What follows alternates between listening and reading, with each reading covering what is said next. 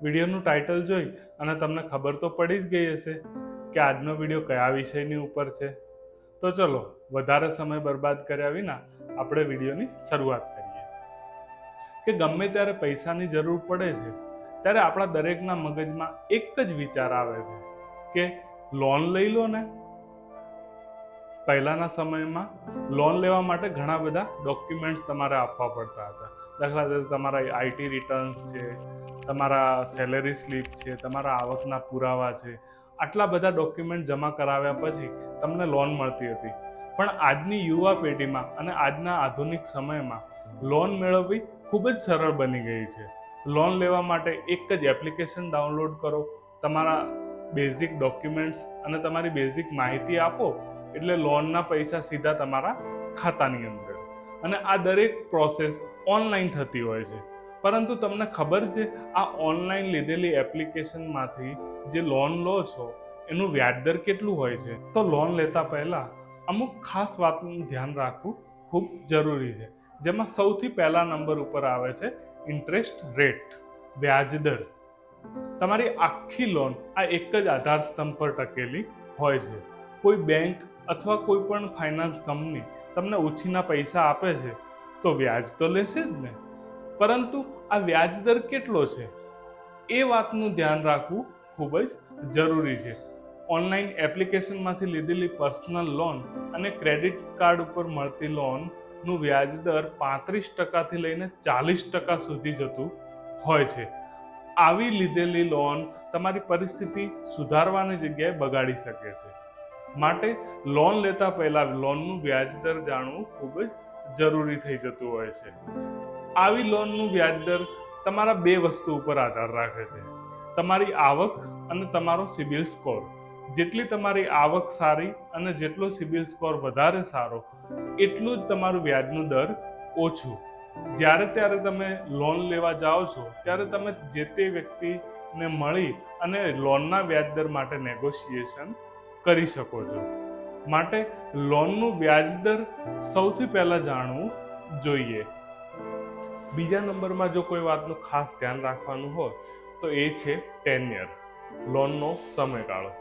દરેક વ્યક્તિને ખબર છે કે જેટલી લોન લાંબા સમયની એટલું વ્યાજ વધારે. માટે લોનનો સમયગાળો નક્કી કરવો એ તમારી ઉપર છે. તમે જેટલા રૂપિયાનો ઈએમઆઈ ભરી શકતા હો એટલી લાંબા સમયની લોન લઈ શકો છો. નાની રકમની લોન અથવા પર્સનલ લોનમાં લોનના સમયગાળાથી કોઈ વધારે ફરક પડતો નથી.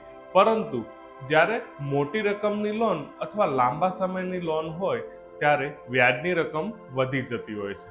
માટે લોનનો સમયગાળો નક્કી કરવો એ ખૂબ જ જરૂરી હોય છે. ત્રીજા નંબરમાં જો કોઈ વાતનું ખાસ ધ્યાન રાખવાનું હોય તો તે છે ઇન્સ્યોરન્સ, લોનનો વીમો.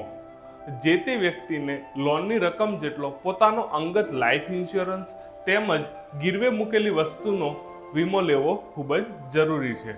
કમાનાર વ્યક્તિને ભવિષ્યમાં કંઈ પણ થાય છે તો તે લોનની રકમ આપણે ઇન્સ્યોરન્સ કંપની દ્વારા ભરપાઈ કરાવી શકીએ અને આ બાબતની તમારા પરિવારને ભવિષ્યમાં કોઈ પણ જાતની મુશ્કેલી ના આવે એના માટે વીમો લેવો ખૂબ જ જરૂરી છે.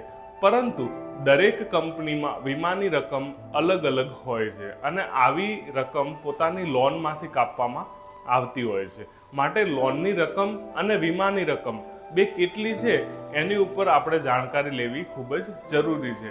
અને આવી જાણકારી લેવાથી તમને વીમાની રકમ અને તમારી ગીરવે મૂકેલી વસ્તુ એની ઉપર કેટલી રકમ તમને પરત મળશે એનો તમને જાણકારી મળશે. માટે લોનનો ઇન્સ્યોરન્સ લેવો પણ જરૂરી છે અને એની રકમ કેટલી છે તે જાણી લેવી ખૂબ જ જરૂરી છે. ત્યારબાદ ચોથા નંબરમાં જો કોઈ વાતનું ખાસ ધ્યાન રાખવાનું હોય તો તે છે પ્રોસેસિંગ ફી.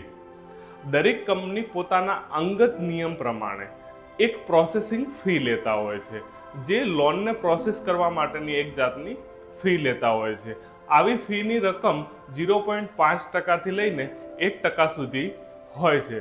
અમુક જગ્યાએ આની રકમ વધી પણ જતી હોય છે. પરંતુ આ પ્રોસેસિંગ ફીની રકમ કેટલી છે એ તમારે જાણી લેવી જરૂરી છે. કારણ કે આવી રકમ મોટા ભાગે તમારે રોકડે અથવા કોઈ પણ જાતના ચેકથી આપવાની રહેતી હોય છે. પાંચમા નંબરમાં જો કોઈ વાતનું ધ્યાન રાખવાનું હોય તો એ છે લોન ફોરક્લોઝર ચાર્જ. જે લોન તમે જેટલા સમય માટે લીધી છે એ સમયની વચ્ચે અથવા લોનના સમય પહેલાં તમે લોન પૂરી કરવા માગો છો તો એ વખતે બેંક અથવા ફાઇનાન્સ કંપની એક ફોરક્લોઝર ચાર્જ લેતી હોય છે. આ ચાર્જીસ કેટલા છે એ જાણી લેવા ખૂબ જ જરૂરી છે. ઘણી વખત કેવું બનતું હોય છે કે નાના મોટા વેપારી પોતાના ધંધા માટે એક લોન ઉપાડતા હોય છે અને આવી લોન પોતાના પૈસાની સગવડ જ્યારે થઈ જાય છે ત્યારે જ્યારે બેંકમાં આ પૈસા ભરવા માટે જાય છે ત્યારે એ લોકો એક ફોરક્લોઝર ચાર્જ લગાવતા હોય છે. આ ફોરક્લોઝર ચાર્જ કેટલો છે એ આપણે જાણી લેવો ખૂબ જ જરૂરી છે, કારણ કે આવા ચાર્જીસ 2% લઈને 5% સુધી પણ બેંક વસૂલ કરતી હોય છે. અને આવા ચાર્જીસથી તમને જ્યારે પૈસાની સગવડ થઈ જાય છે અને લોન ભરપાઈ કરવા માટે જાઓ છો ત્યારે તમને આવા ચાર્જીસ ઘણી વખત મોંઘા પડી શકે છે. માટે લોન ફોરક્લોઝર ચાર્જ જાણવા એ આપણા માટે ખૂબ જ જરૂરી છે. આટલી 5 વાતનું જો તમે ધ્યાન રાખશો, એમાં પહેલા નંબર ઉપર છે લોનનો વ્યાજ દર, બીજા નંબર ઉપર લોનનો સમયગાળો, ત્રીજા નંબર ઉપર લોનનો વીમો, ચોથા નંબર ઉપર લોનની પ્રોસેસિંગ ફી અને પાંચમા નંબર ઉપર લોન ફોરક્લોઝર ચાર્જ. આટલી 5 વાતનું જો તમે ધ્યાન રાખશો તો તમારી ભવિષ્યમાં જ્યારે પણ તમે લોન લેવા જશો ત્યારે છેતરાવાની સંભાવના ખૂબ જ ઓછી થઈ જાય છે. અને આવી જ નવી વાતોને જાણવા માટે અમારી ચેનલને સબસ્ક્રાઈબ કરો, લાઈક કરો અને ત્યાં સુધી આવજો. C you next time in the new video.